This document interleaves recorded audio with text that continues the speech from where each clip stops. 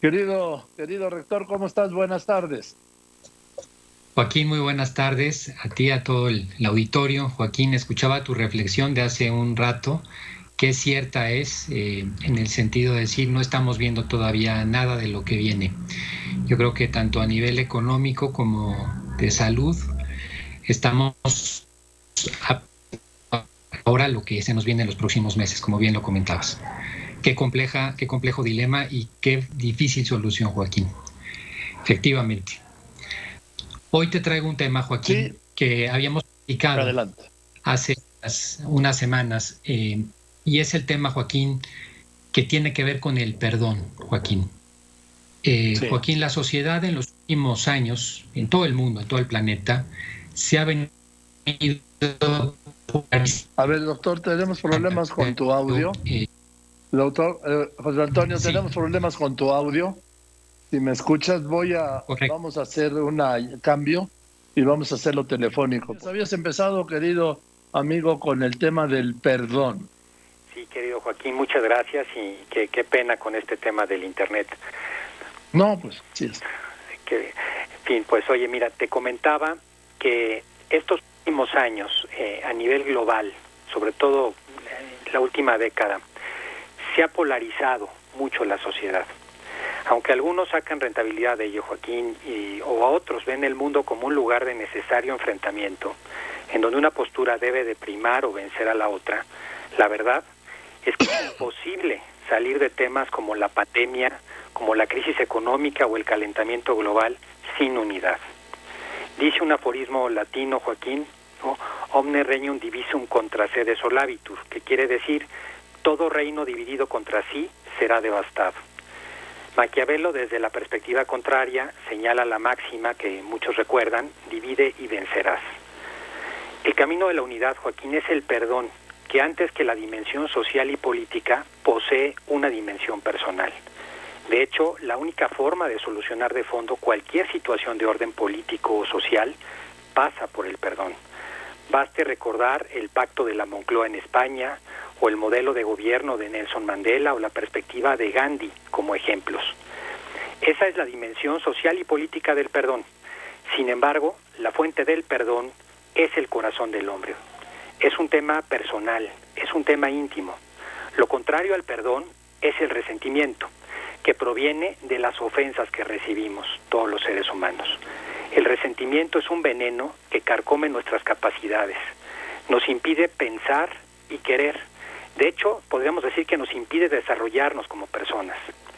Esas ofensas que nosotros recibimos pueden ser por tres causas: por la acción de alguien que nos lastima, por la omisión de alguien que debió de haber hecho algo por nosotros y no lo hizo, o por las circunstancias en las que nacimos o nos desarrollamos.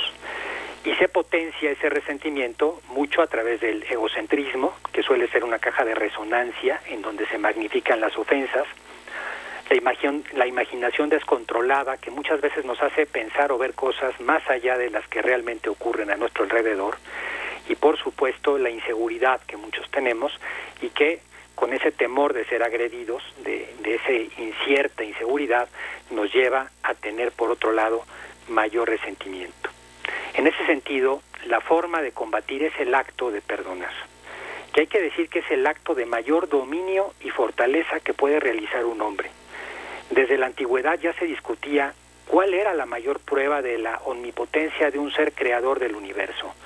Para aquellos que creen en la existencia de un Dios, ¿cuál era?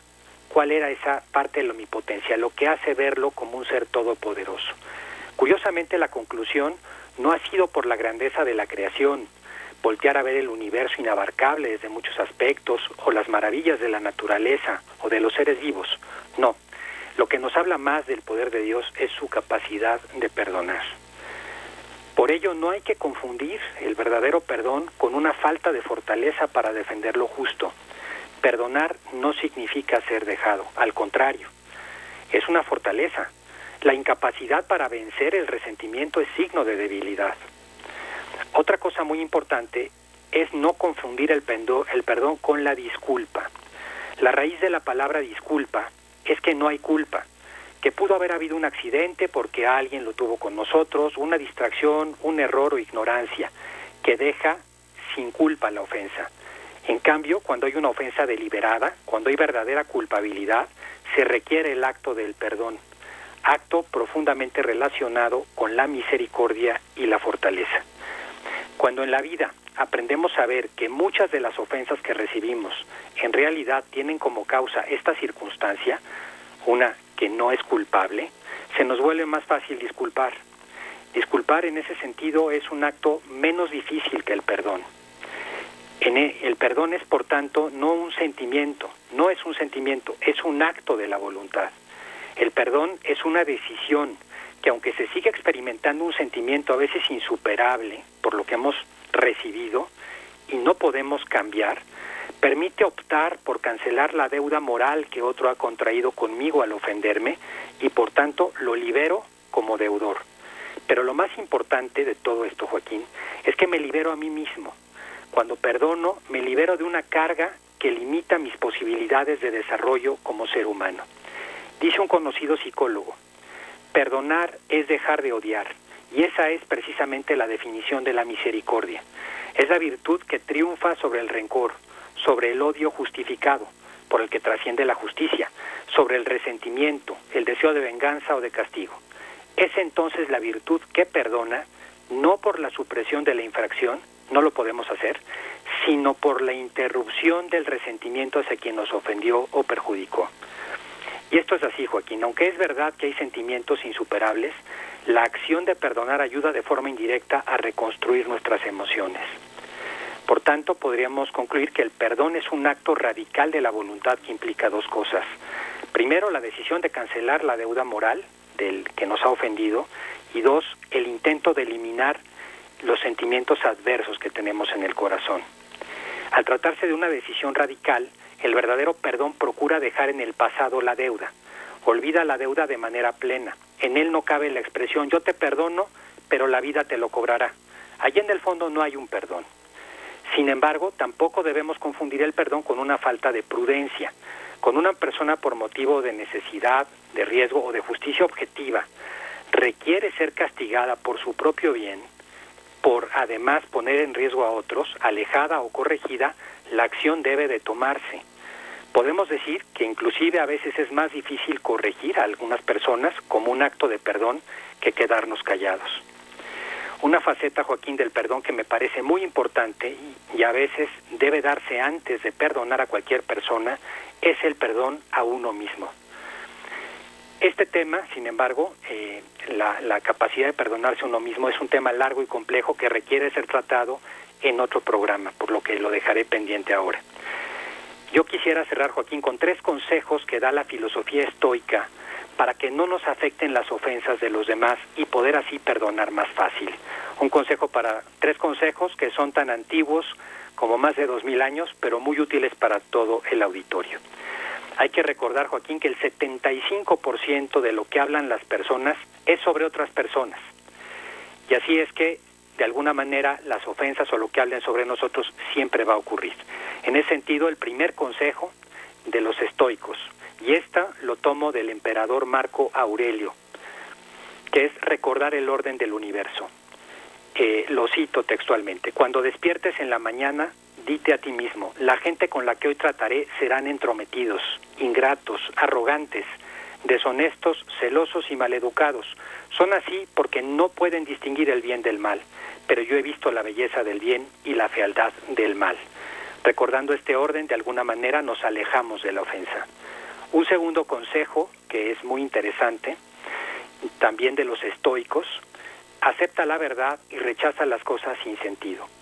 Y es que, Joaquín, a veces tenemos la piel muy delgada, nos falta la madurez y tenemos que aprender a lidiar con la verdad de nuestros defectos, de nuestras limitaciones, aceptarlas. Cito aquí a Séneca, que tiene una frase muy interesante. Alguien hizo un chiste acerca de mi cabeza calva, la debilidad de mis ojos, la delgadez de mis piernas, lo corto de mi estatura. ¿Qué insulto hay en lo que todo mundo puede ver? Y complementa: si se habla mal de ti y es verdad, corrígete a ti mismo. Si es mentira, ríete de ella. Finalmente, con esto lo que quería decir Séneca es que el principal beneficiario de conocer nuestras limitaciones y mejorarlas somos nosotros mismos. Y la tercera y la más importante de todas, Joaquín, desde mi punto de vista, es huir de nuestro ego. Hay que aprender a distinguir nuestro verdadero yo, que es nuestra alma, de nuestro ego. Comprender que mi verdadero yo vive en el presente, no en un futuro imaginario de desgracias o en un pasado esclavizado por malos recuerdos. Tenemos que encontrar dentro de nosotros mismos el crecimiento del yo verdadero. Lo que se ofende no soy yo, es mi ego. Y aquí cito nuevamente a Marco Aurelio. Se buscan retiros en el campo, en las costas, en el monte. Tú también sueles anhelar tales retiros, pero todo esto es de lo más vulgar, porque puedes, en el momento que te apetezca, retirarte en ti mismo. En ninguna parte el hombre se retira con mayor tranquilidad y con más calma que en su propia alma, sobre todo el que posee en su interior tales bienes que si se inclina hacia ellos, de inmediato consigue una tranquilidad total. Joaquín, la capacidad de perdonar a los demás y de personarse a uno mismo es una fuente liberadora que nos da un gran poder sobre nuestra propia vida. Los efectos no solamente es esa liberación, sino también una enorme alegría. El primer beneficiario somos nosotros mismos, Joaquín. Por eso, doctor Lozano, uno no lo puede hacer solo, ¿eh? No, Joaquín, realmente se requiere una fortaleza enorme. Muchas veces se requiere inclusive el consejo y la ayuda de otros. Porque el perdón... Era lo que te iba a decir ahora que hablabas, doctor Lozano, que te sigo siempre muy atento, como si fuera una terapia contigo aquí delante de todos. Sí. Yo iba descubriendo cosas que no sabía y luego digo, sí.